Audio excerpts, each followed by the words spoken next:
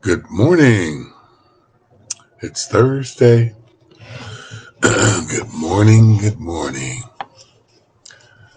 I pray that everyone woke up refreshed and recommitted to whatever God has for you this day, and that you're raring to go, encouraged and enthusiastic.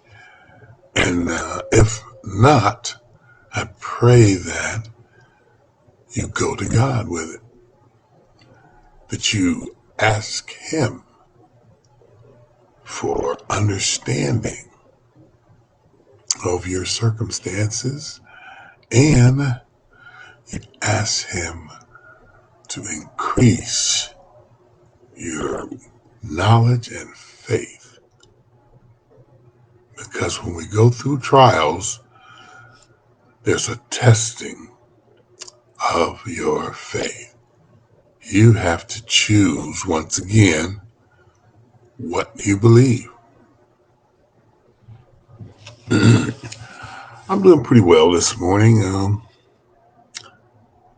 There are some challenges in my life, but I trust that God will see me through them, and that they won't last forever.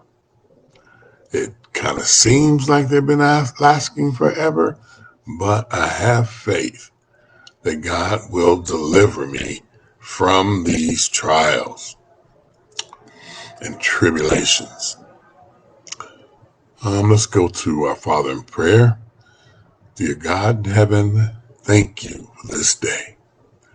Thank you for this glorious, wonderful opportunity to choose you over the world and its system, to choose your kingdom, your way of doing things, your will, your truth, and your Son.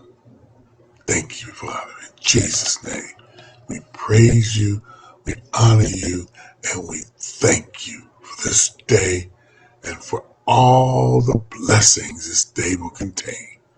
In Jesus' mighty name, amen. Amen. Okay, we're still in the lesson, Be Filled with the Spirit, and we're talking about the Spirit of God. We're in section 2C, and it's titled A Fruitful Community. And the reference is Galatians chapter 5, verses 22 through 25. And those verses read as follows. But the fruit of the Spirit is love, joy, peace, long-suffering, gentleness, goodness, faith, meekness, temperance. As against such there is no law. And they that are Christ have crucified the flesh with the afflictions and lusts. If we live in the Spirit, let us also walk in the Spirit. Amen. Amen. Good information here about the Holy Spirit. Our commentary reads, Christ's children experience a crucifixion of their sinful nature with its passions and desires. Since the Spirit has quickened us, who were dead in our sins, it becomes our responsibility to practice the new life empowered by His presence within us. We can't mature in Christ and fulfill His purpose if we sit by passively. In verses 22 and 23, we see the spiritual fruit is singular, not plural. All the 9 virtues listed here are part of a single whole. The implication is that no one can claim to be evidencing the fruit of the Spirit without working to cultivate each of the individual virtues. Following is a brief statement of what each of these virtues demonstrates. Love, the distinctive mark of the Christian, which is an act of the will God accomplishes through us. Joy, a cheerful gladness that flows from our salvation, regardless of our circumstances. Peace, the reconciliation with God that enables us to be free from tension, even when in conflict situations. Long-suffering or patience, being forbearing and non-retaliatory, even when individuals deliberately attempt to provoke us. Gentleness, kindness, and politeness that treats others with utmost respect. Goodness, inner character development expressed by moral and ethical values. Faith, faithfulness seen in loyalty and trustworthiness. Meekness or gentleness, submissiveness and humility before God and others. Temperance or self-control, self-mastery, enabling one to control his or her thoughts and actions. Let me read these again. Love.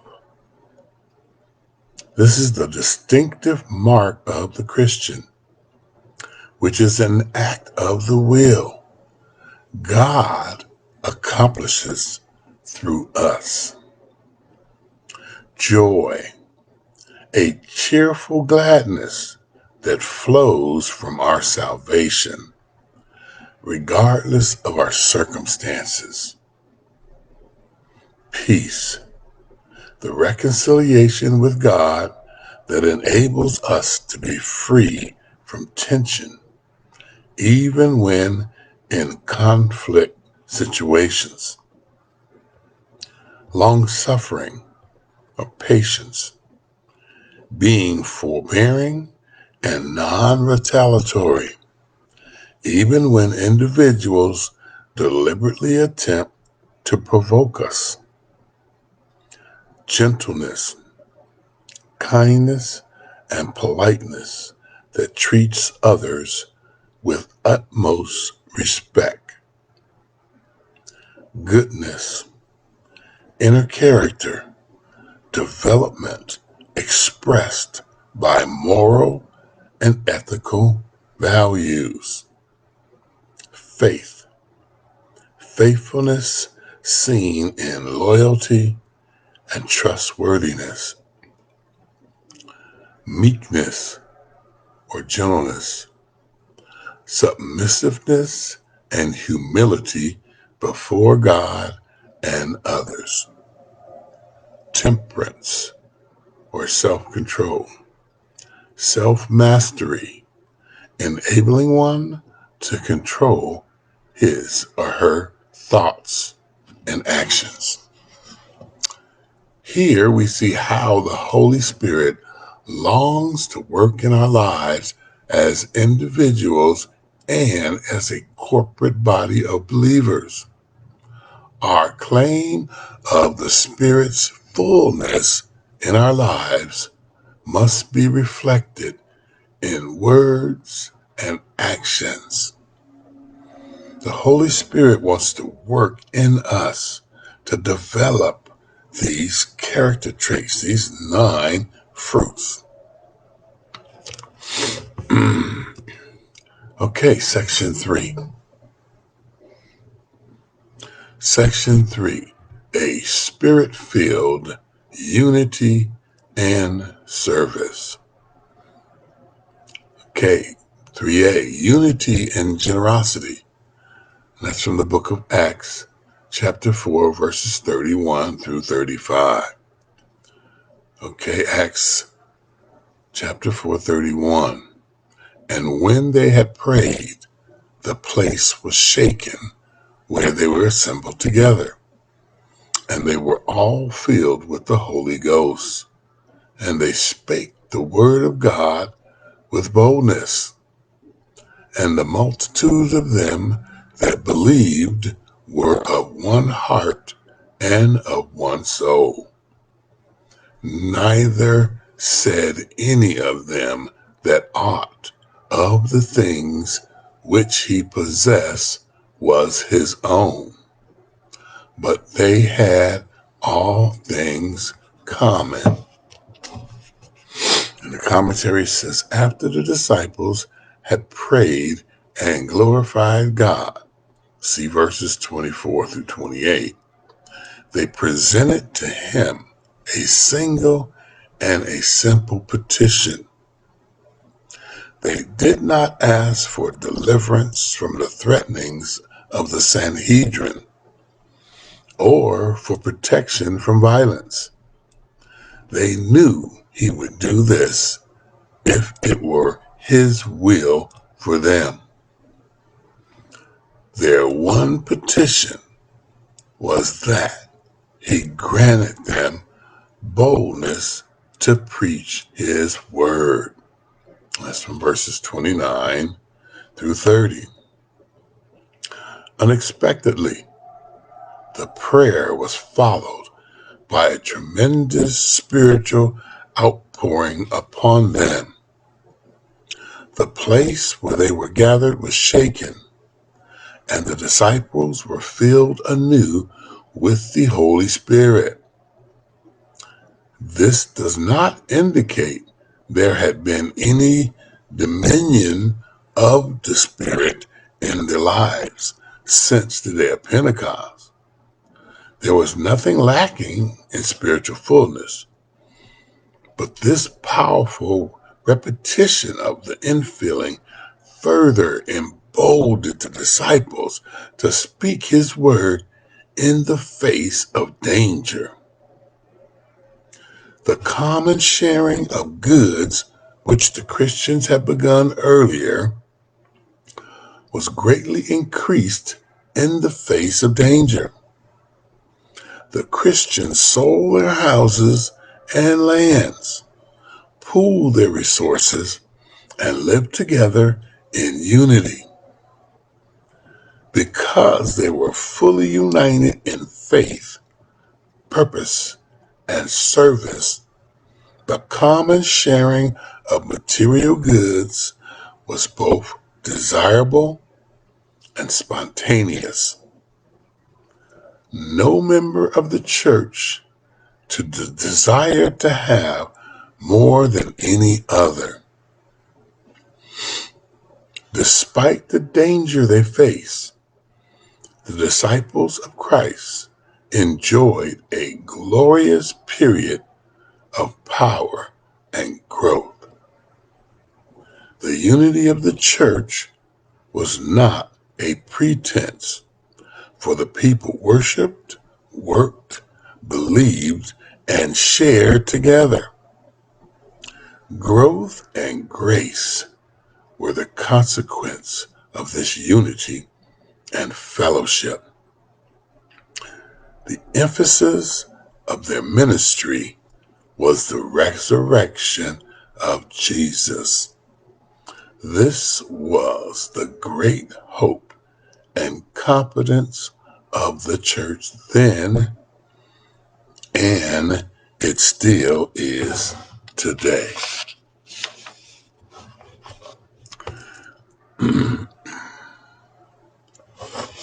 Okay, that's the end of the commentary for our first section, our first part of section 3. Unity and generosity. This should be demonstrated among believers.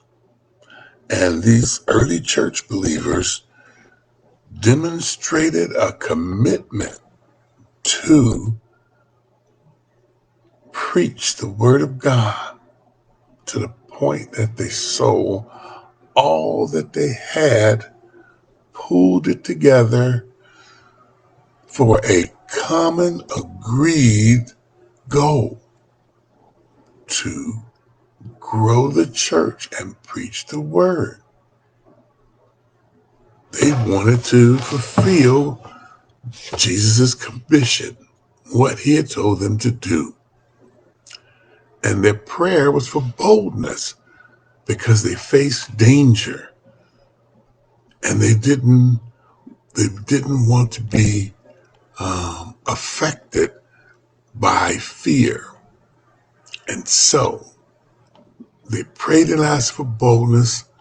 God gave them a second indwelling or filling of the Holy Ghost, and their faith was strengthened and they became bold and they act as one, of one accord, of one mind, of one goal. And they dwell together